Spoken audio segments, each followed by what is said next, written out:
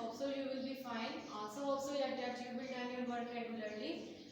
Class 7th की daily diary है 15 अप्रैल। आज फर्स्ट सब्जेक्ट हमारा इंग्लिश एक है, चैप्टर नंबर 2 का चैप्टर नेम है ओवर विलेजेस। पैराग्राफ नंबर 6 और 7 जो है इसकी आपने ट्रांसलेशन करनी है उसी तरीके के मुताबिक जिस मैंने आपको पहले बताया कि आपने स्कूल की कॉपीज पे से राइट करना है। बार बार तरीका इसलिए बार बार मेंशन कर रही हूँ क्योंकि पहले आपको आदत नहीं थी स्कूल की कॉपीज पे ट्रांसलेशन लिखने की, लेकिन इस बार लिखनी है। तो इसलिए जिस बच्चे ने नहीं लिखी होगी ये जानते हुए मिल के लिखनी है, तो स्कूल आके जब फिजिकल क्लासेज होंगी फिर उसको सारा काम पीछे से दोबारा करना पड़ेगा, ठीक है। फिर ज़्यादा मुश्किल होगी उसके लिए, इसलिए पहले आप साथ साथ जो है डेली रूटीन में कवर कर लें। साइंस है next subject, chapter number 1, chapter name है human organ system. Question number 6 में हम राइट कर गए थे। क्वेश्चन नंबर 6 के दो पार्ट्स हैं, कॉन्स्टिपेशन और निमोनिया। मैंने तो एक ही पार्ट दिया कॉन्स्टिपेशन, इसका आपने स्कूल की कॉपीज पे राइट करना है, लर्न करना है। मैं इसको अभी पेज नंबर भी आपको मेंशन कर दूंगी, साथ बुक से भी आपको इसकी डिटेल बता दूंगी कि इसकी हेडिंग्स किस तरह बनानी है, इसको कहाँ से लेके कितना करना है, ताकि किसी को कोई कंफ्यूजन ना हो। थर्ड सब्जेक्ट है हमारा कंप्यूटर का, यूनिट नंबर 1, चैप्टर नेम है हार्डवेयर बेसिक्स। डिफरेंशिएट पे थे हम, डिफरेंशिएट नंबर 5 जो है मैंने आज दिया आपको, इसी को अपने स्कूल की कॉपीज पे राइट करना है प्लस लर्न करना है। फोर्थ सब्जेक्ट है हमारा उर्दू ए का, उर्दू ए का है बार नंबर 2 नाथ, सवाल नंबर 5 और 6 जो है इसको आप स्कूल की कॉपीज पे एज यूजुअल राइट करना है प्लस लर्न करना है। लास्ट सब्जेक्ट है हमारा मैथ का, यूनिट नंबर 1, चैप्टर नेम है सेट्स। मैंने इसकी डेफिनेशंस दी हैं, ओवरलैपिंग और डिसजॉइंट सेट्स की 1.3 तक हम कर चुके थे। 1.3 से पहले जितनी डेफिनेशन थी मैं सारी आपको जो है वो कवर करवा दी हैं।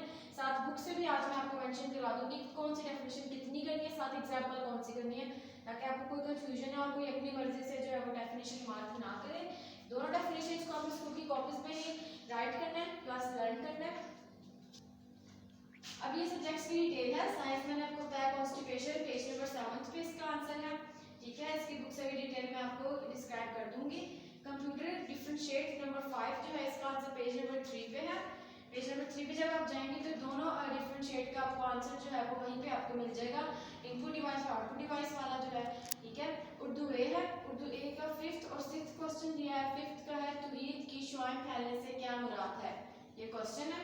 आंसर है तौहीद की शुआएं फैलने से मुराद हर तरफ अल्लाह ताला की वहदानियत और जबताई का पैगाम पहुंचना है।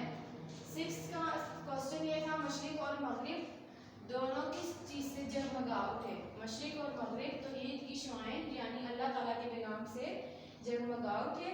ये आज की डिटेल थी आपकी। ये अच्छा जी, ये अब कॉन्स्टिपेशन का क्वेश्चन था, इसका आंसर ये है।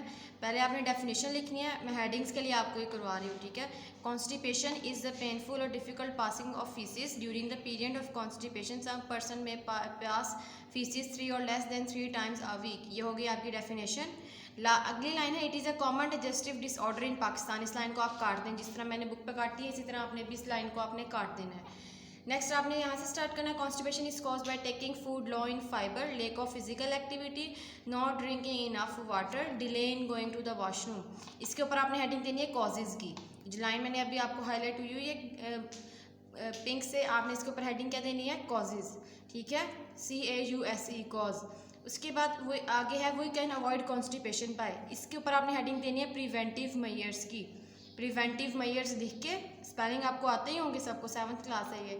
प्रिवेंटिव मेजर्स लिख के फिर नीचे है adopting a proper lifestyle, taking regular exercise, eating lot of fibre food, fruit vegetables and cereals, drinking plenty of water at least 8 glasses every day, going to the washroom when we have the अर्ज।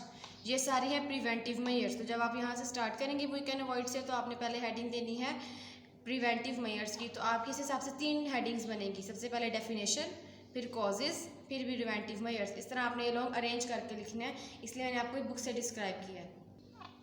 Math की मैंने आपको जिस तरह कल मैंने आपको definition दी थी सेट की। पहले a set is a collection of well defined object numbers, the object numbers in any set are called its member और एलिमेंट्स। ये है सेट की डेफिनेशन, ये डेफिनेशन होगी और एग्जांपल इसके ऊपर लिखी हुई हैं 3, ठीक है। ABC की फॉर्म के अंदर A is equal to the set of counting number, the set of Pakistani provinces, the set of geometrical instruments. ये इसकी एग्जांपल होगी, डेफिनेशन इसके नीचे लिखी है।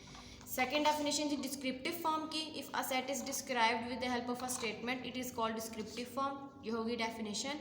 नीचे एग्जांपल जो है वो 5 लिखी हैं, कोई सी 2 आपने सेलेक्ट कर लेनी है।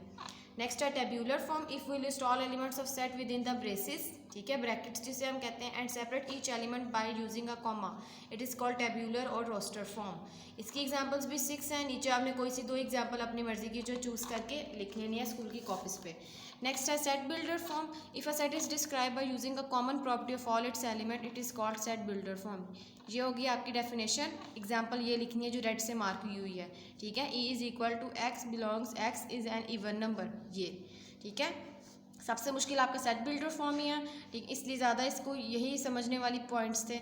आपने जब ये देखिए ये ब्लॉक जो है ना, पिंक वाला ब्लॉक, इससे आप याद कर लेना, ठीक है। जो लाइन है इसका मतलब है सच डैट, ठीक है। ये जो ऐसे नीचे एरो बना है इसका मतलब एंड है। ये आपने सारे याद कर लेंगे तो सेट बिल्डर फॉर्म वाले सवाल करना मुश्किल नहीं है इतने।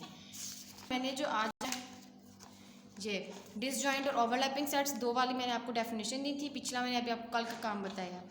या disjoint set two sets A and B are said to be disjoint if there is no common element between them, in other words their intersection is an empty set, ठीक है। ये इसकी डेफिनेशन है, फिर इसकी एग्जांपल भी आगे लिखी है, तो इस हिसाब से आपको पूरा ही करना है, पहले डेफिनेशन फिर एग्जांपल की हेडिंग देके एग्जांपल।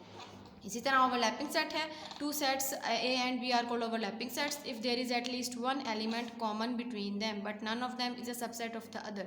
ये होगी डेफिनेशन अदर तक। फिर एग्जांपल जो है A इज इक्वल टू ये, फिर ये आगे फिर आपने पूरी मतलब लाइन ही आपको कंप्लीट करनी होगी। तो डिसजॉइंट और ओवरलैपिंग जो आज मैंने आपको दी है, इसे आपने स्कूल की कॉपीज़ पे इसी प्रॉपर तरीके से आपने लिखना है।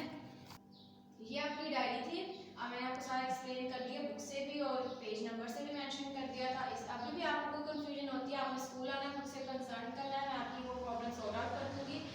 सैटरडे को आके आपने सारा काम चेक कराना होता है और कोशिश करें जितना, अगर आपने थोड़ा काम किया थोड़ा ही चेक करवा दें। ये मसला नहीं है कि अगर आपने वीक में कोई 1-2 दिन का काम नहीं किया तो चेक नहीं करवाना, चेक करवाएंगे तो गलतियाँ निकलेंगी। अचानक एक दिन आके अगर मैं आपको ज़्यादा सारी गलतियाँ बता दूँगी तो पिछला काम ही आपका बहुत ज़्यादा करेक्ट हो जाएगा।